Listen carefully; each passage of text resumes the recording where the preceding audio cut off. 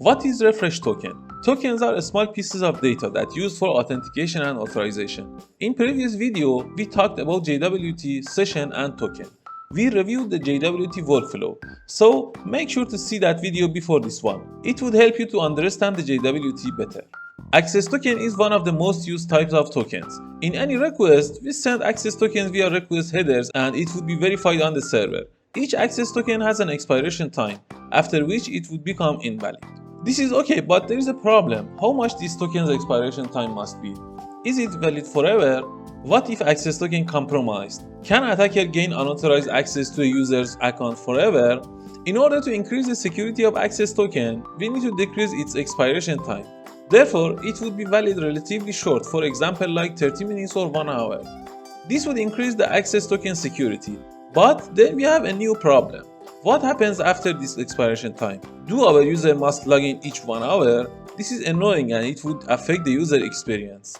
Well, refresh token helps us in this problem. They are long-lived tokens that are separate from access tokens. With refresh token, we have a new scenario for our requests. Let's see it visually to have better picture of it.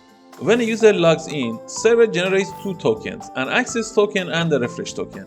They will get back to user via response.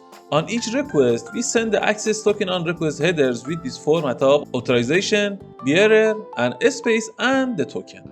And while the access token is valid, anything works fine. When the access token expires, server will return 403 status code.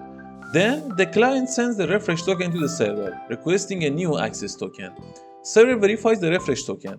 If refresh token is valid, it issues a new access token and sends it back to the user. Consequently, we don't need another login on expiration of access token. And that's it. Simple and easy. Refresh tokens offer several benefits, like refresh token increases security. They can be stored securely on the client side, reducing the risk of exposure compared to access tokens. Refresh token increases user experience. Since refresh tokens have a longer lifespan, they minimize the frequency of login operation.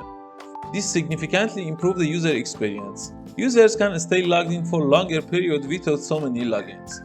Refresh tokens are revocable. If a refresh token is compromised, it can be easily revoked by the authorization server. Implementing refresh token in front is easy. If we face a 403 status code in any response, we can immediately send refresh token to server and ask a new access token and then resend the first request. This process is on the background and our user won't see this. But refresh tokens also may create some new challenges like complexity considerations. Implementing refresh tokens need more code and effort on both front-end and back-end for different processes like token generation, validation, revocations, and rotations.